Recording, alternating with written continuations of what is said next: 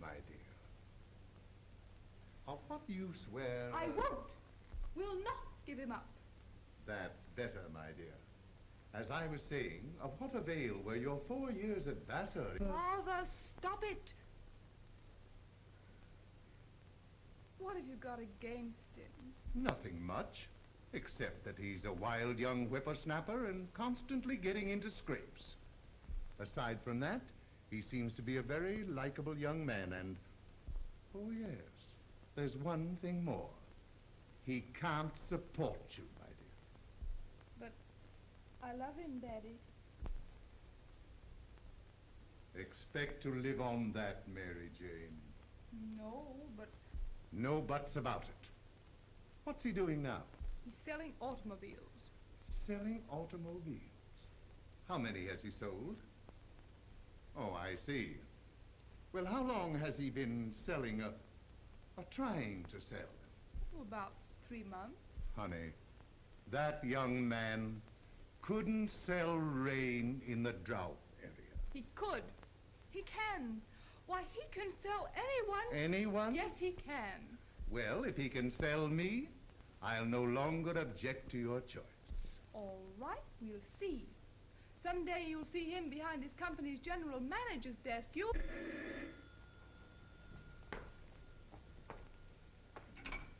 Yes. What? Where?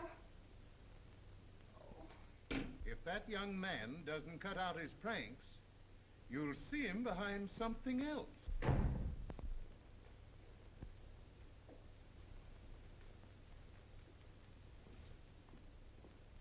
Jack. Jack, dearest. Darling, what have you done? Nothing. Just moping along the highway at 70. But they can't put you in jail for that. Is that so? But here I am, sweet. And it's the 3rd time I've been here in 2 months. Well, what of it? Oh, nothing much. Except that they'll take my license away from me and probably keep me in jail for 30 days. Oh, they can't. I won't let them. Darling. Oh, Jack. What will Dad say? Plenty. And then some. Darling, I have it. Good old Mr. Knowlton. He'll fix everything. Your father's attorney? Mm-hmm. Oh, yes, he'll fix it. He'll fix it so they'll throw the key away if your dad gets to him first. Hurry, dear. Kiss me. I'll be back in no time. Thank you.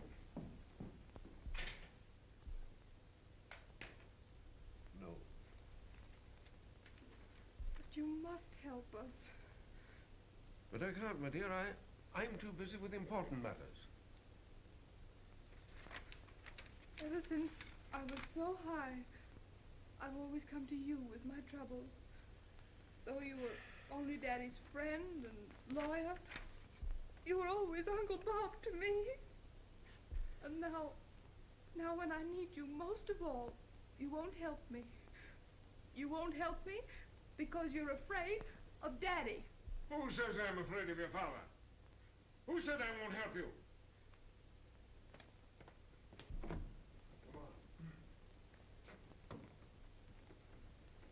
You'll find me at the 7th Precinct Station, should anything of importance arise. Yes, Mr. Knowlton. This is your 3rd offense, is it not, young man? Yes, sir. Well, what are you going to do about that? Well? Unless what? Unless...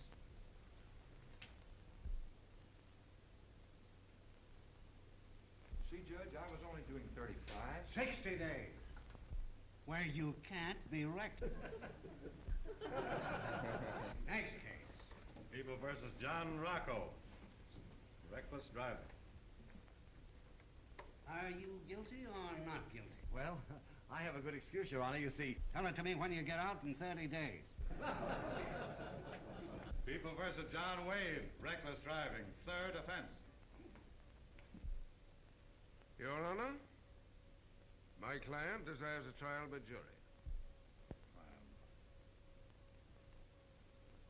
Granted. Thank you. Good morning, Mr. Clark. Oh, good morning. Mr. Norton isn't in just now. Oh, playing golf as usual. Just when I need him most, I suppose. No, he's in court. You'll find him at the 7th precinct if it's important. It is. I'll look for him there. Thank you. Do you own a car, Mr. Brown? I'll say I own a car. It ain't been running so good since a week ago Sunday. But Wednesday, no, it was Tuesday, I had the carburetor fixed. And oh boy, does she go now. You see, I have...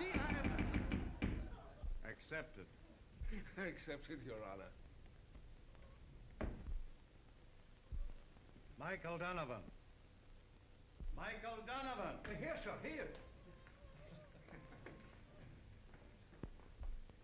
Good morning, Your Honor. Good morning. Mr. Donovan, do you own a car? I do that, sir. Ever been arrested for speeding? Thank you, sir, thank you. Sure, if that old car of mine could go fast enough for that, I'd be that proud. I'd be before your reverence this minute, sir. Objection.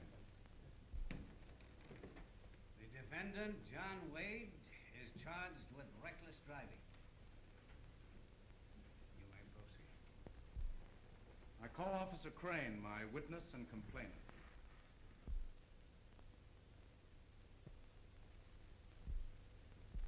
Raise your right hand. Swear to tell the truth, the whole truth, and nothing but the truth? I do. Take the stand. Officer Crane, will you tell us just what happened?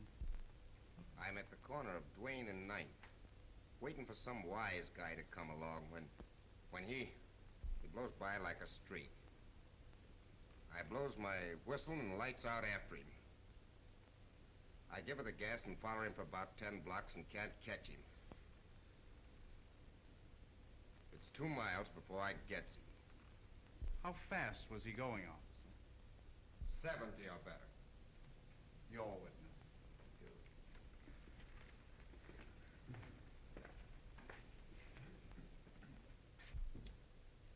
Officer, was the defendant traveling recklessly? He's doing 70, ain't he? Officer, what are you doing with that plaster on your face? Why, I'm trying to hit the dirty... The defendant off, I fell in front of his car. Did he run over you? I'm here, ain't I? That's all? Nothing further. Mr. Wade, will you kindly take the stand? Raise your right hand.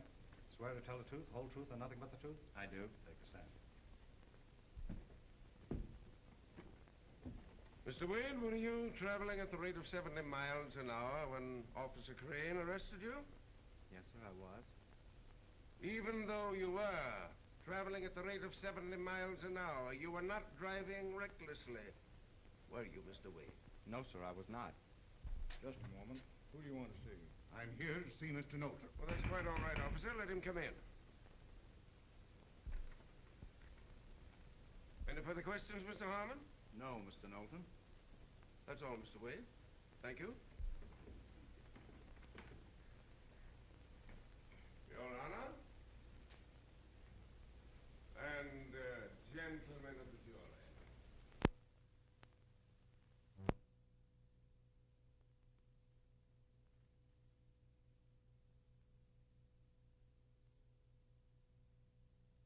May I state most emphatically that the old gray mare ain't what she used to be? No, sir. She's a whole lot better. I make this remark, gentlemen, to emphasize the fact that progress marches on. A situation of which we must all take cognizance. You all know, probably better than I, that roads throughout the entire country are not what they used to be. And you gentlemen are justly proud of the beautiful highways. Some of them are 8 lanes wide, which grace our glorious state. It was on such a road that this young man was traveling. All laws must be interpreted in the light of progress. But please, gentlemen, do not misunderstand me. The evidence the defense has offered in this case is not based on any apology for recklessness. Laws and customs change. And sometimes it is indeed difficult for the letter and interpretation of the law to keep step with the progress that our noble modern civilization is making. Not only have roads improved, but cars that travel on those roads have improved. This is a day when modern cars can travel in safety at speeds that once were impossible.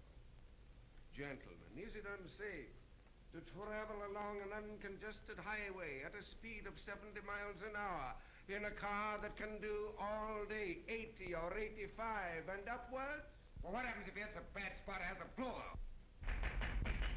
We travel on improved highways today.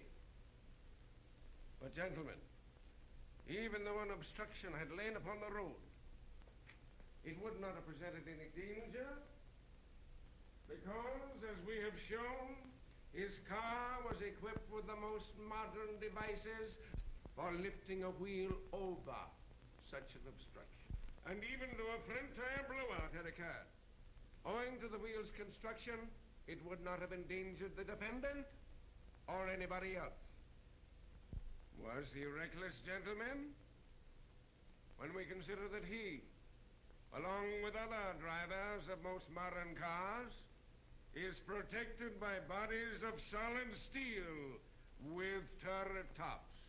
Gentlemen, this officer has told us that he fell before the defendant's car.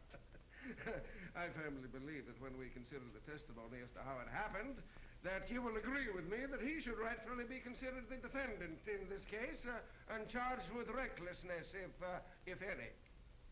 Gentlemen, this officer has confessed that he was stealthily concealed behind the shrubbery along the parkway, in hiding, ready to pounce upon any unsuspecting victim that might happen by. The defendant came along in perfect control of his car, though admittedly driving rapidly. Gentlemen, can you see the look of joy on Officer Crane's face as he mounts his motorcycle and takes after the victim?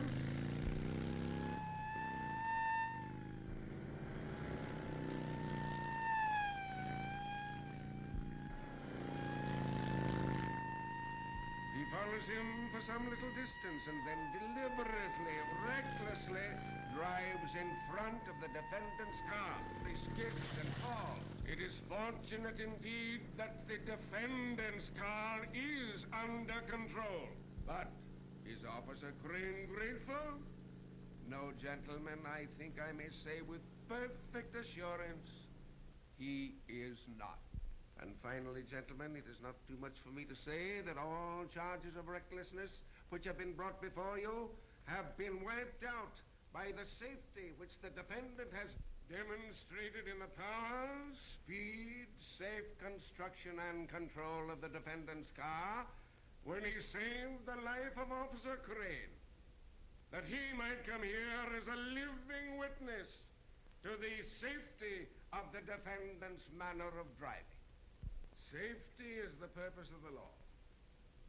And the question of whether the young defendant was proceeding with recklessness in one hand and safety in the other should form the basis of your verdict in this case.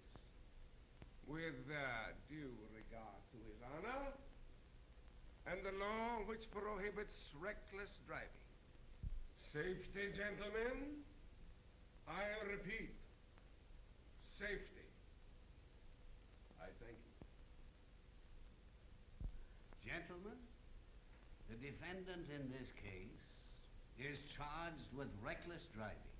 In the usual course of events, the testimony would be presented to you for your consideration. However, in this case, I am constrained to follow a different proceeding because the testimony is beyond dispute. Outside of city, town, or corporate limits, there is no definite speed limit in this state.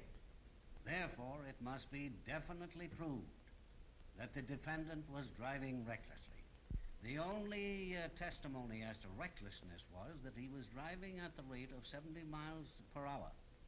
But the testimony also shows, however, that the defendant was driving a car of modern make, equipped with each of the most advanced features of safety and control. The presence of Officer Crane in this courtroom today is sufficient evidence and counteracts any charge of recklessness made against the defendant. It appears that under the circumstances, there's no competent proof of recklessness. Therefore, you members of the jury are dismissed. I wish to thank you for your attention. And the defendant is discharged. Oh, Mr. Nolan.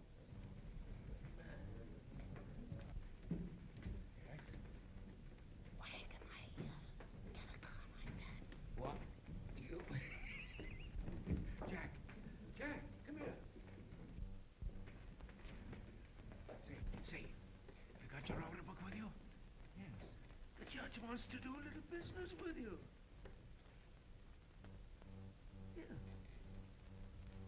Are you sold, Dad?